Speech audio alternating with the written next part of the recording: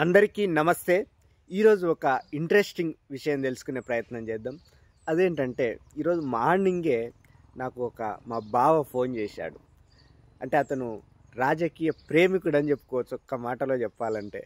అంటే భార్య పిల్లలనైనా నెగ్లెక్ట్ చేస్తాడు కానీ రాజకీయంలో అంత చురుకుగా ఉండేవాడు. అయితే అతని భాష విన్న తర్వాత నాకు నవ్వాలా ఏడవాలా అర్థం కాలే. అతను చెప్పింది ఏంటంటే చాలా చిన్న పల్లెటూరు వాళ్ళది. అక్కడ ఆయన సర్పంచ్గా ప్రయత్నం మొదలుపెట్టిన తర్వాత ఖర్చుకు సంబంధించి చూస్తే, మరి నీ దగ్గర డబ్బులు ఉన్నాయా, ఏంది పరిస్థితి అంటే, నువ్వు నేను అనుకున్నా కదా ఇన్ని రోజుల నుంచి యాక్టివ్గా ఉన్నాడు కదా, ఆయనకు పెద్ద అవసరం పడదు అనుకున్నా. అయితే ఆయన ఫోన్ చేసిన పర్పసే ఆర్థికపరమైన కారణాలు. ఏంది మరి అంటే, ఆర్థికపరమైన అంశాల్లోనే చూస్తే అతను ఏమేం కావాలా సర్పంచ్ కావాలంటే ఒక దగ్గరికి వెళ్ళాడంట. వాళ్ళు ఒక లిస్ట్ రాసిచ్చిండ్రు. నేను కూడా అది అతను వాట్సాప్లో పెట్టాడు. మార్నింగే కదా, నేను దాన్ని గుర్తుపెట్టుకునే ప్రయత్నం చేయలేదు.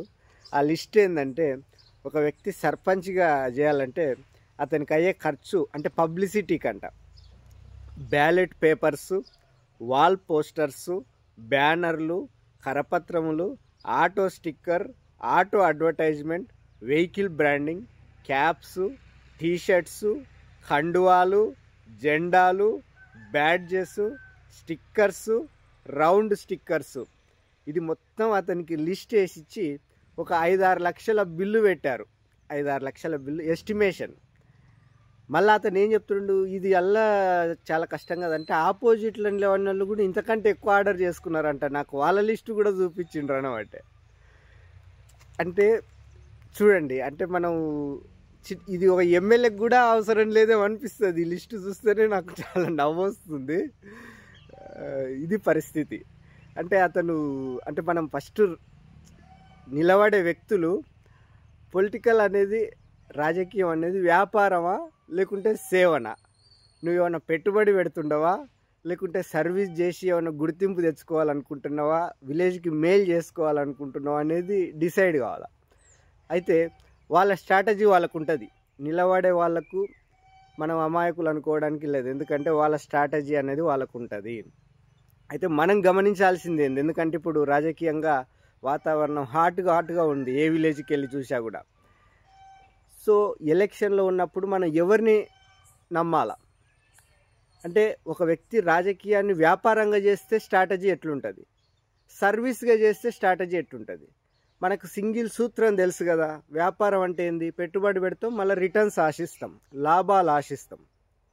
సర్వీస్ అంటే ఆశించం. సో ఒక వ్యక్తి వ్యాపార కోణంలో రాజకీయం చేసినప్పుడు ఎలా ఉంటుందంటే, ఖర్చు విచ్చలవిడిగా పెడతారు. ఇగో ఈ లిస్టు లాగుంటుంది అన్నట్టు. మొత్తం అన్నీ అప్లై చేస్తూ ఉంటారు. వాళ్ళు ఏమైనా సరే చేసి పదవిలో కూర్చోవడం ఫస్ట్ టార్గెట్. ఎందుకంటే వాళ్ళు ఇన్వెస్ట్ చేస్తుంటారు మన మీద. వాళ్ళు మన ఖర్చు పెడుతుంటారు, మందు ఓపిస్తారు, టిఫిన్ పెడతారు, బిర్యానీ పెడతారు, నీకు ఏదంటే అది ఇస్తారు ఆ వారం రోజులు. ఎందుకు? నీ మీద ఇన్వెస్ట్ చేస్తున్నాడు. 1 వీక్ నీ మీద పెట్టుబడి పెడితే 5 సంవత్సరాలు రిటర్న్స్ వస్తాయి. ఏ బిజినెస్లో సాధ్యం కాదు ఇది, ఒక్క పొలిటికల్ బిజినెస్లో మాత్రమే సాధ్యమవుతుంది. ఒకవేళ వ్యక్తి జెన్యూన్గా ఉండి సర్వీసే బేసిక్ ఫార్ములా ఉందనుకో, ఖర్చు అవసరమే లేదు. ఎందుకంటే సర్వీస్ నేచర్ ఉన్నోనికి సర్వీస్ ఆటోమేటిక్గా జనాల్లో సామరస్యత ఉంటుంది, జనాల్లో మిళితం అయిపోతారు, మెర్జ్ అయిపోతారు, వాళ్ళ మీద పట్టు ఉంటుంది, ఖర్చు తగ్గిపోద్ది. వాడికి ఆల్రెడీ సర్వీస్ నేచర్ ఉంటుంది కాబట్టి ఈ ఖర్చునేదో ఏదో ఒక దానికి మంచి ప్రయోజనకరమైన దానికి ఉపయోగిస్తాడు.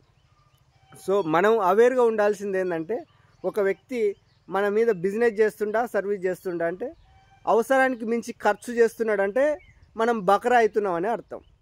ఖర్చు చేయకుండా తక్కువ చేసుకుంటే జాగ్రత్తగా ఉండి, ఇంతకుముందు అంటే అక్కడ కూడా మనం ఫిల్టర్ చేసుకోవాల్సిందే. పిల్లికి బిచ్చం వేయకుండా డైరెక్ట్ వచ్చి మనం ఏదో చేస్తామన్నది భ్రమలో కూడా ఉండొద్దు. సో ఇది ఒక్కొక్క విలేజ్కి ఒక్కొక్క స్ట్రాటజీ ఉంటుంది డిఫరెంట్గా. ఏది ఏమైనా నిలబడే వాళ్ళు కూడా ఏంటంటే టెంప్ట్ అయి ఖర్చు చేస్తూ ఉంటారు. కొందరైతే మన దగ్గర డబ్బులు లేకున్నా కూడా వేరే వాళ్ళు ఇస్తారు అన్న పరిస్థితి కూడా ఉంది అన్నట్టు. వేరే మా అన్న ఉన్నాడు ఒక అతను, అది కూడా నా మీద నాకు 2-3 వేరే వాళ్ళు పెట్టేవాళ్ళు ఉండరు అన్నాడు. ఎందుకు పెడతారు నిన్ను చూసి, నీ వెనుక ఏదో ల్యాండో లేకుంటే ఏదో ఉంటే తర్వాత ఏమన్నా తేడా కొట్టినా కూడా అది ఉన్నది అమ్మి గుంజుకుందాం అన్న ఆలోచనతో పెడతారు. సో ఇది పొలిటికల్ స్ట్రాటజీస్ అనేవి చాలా డిఫరెంట్గా ఉంటాయి. హార్ట్గా టెంప్ట్ అయ్యి జర ఇబ్బంది పడకుండా, మీరు మీ ఫ్యామిలీస్ ఇబ్బంది పడకుండా, అలాగే ఓటర్స్ కూడా చాలా జాగ్రత్తగా ఉండాల్సిన క్షణం ఇది. చాలా ఎరుకతో ఉండాలి. ఏ మాత్రం మనం ఎరుక కోల్పోయినా కూడా మన ఏళ్ళతోన మనమే కళ్ళు ఒరుచుకున్నట్టు అవుతుంది. Thank you once again. ఈ మా బావ ద్వారా ఒక చిన్న సంఘటన గుర్తొచ్చి, ఎందుకంటే నిజంగా ఉంది సిచ్యువేషన్ అట్ట. ఎందుకంటే ఎంత పబ్లిసిటీ చేస్తే అంత బాగా పెద్ద లీడర్ అన్నట్టుగా ఉంటుంది. అలా ఏముండదు. అంటే మనకు మ్యాటర్ వీక్ ఉన్నప్పుడే పబ్లిసిటీ పీక్స్లోకి వెళ్తుంది అన్నట్టు. మ్యాటర్ స్ట్రాంగ్ ఉంటే పబ్లిసిటీతో అవసరం లేదు. ఇది మనం గుర్తుపెట్టుకోవాలి. ఎక్కడైతే పబ్లిసిటీ ఎక్కువ కనపడుతుందో అక్కడ మ్యాటర్ వీక్ ఉందనేది మనం గుర్తుపెట్టుకోవాల్సిందే. Thank you once again. Like, share, subscribe this channel. Thank you.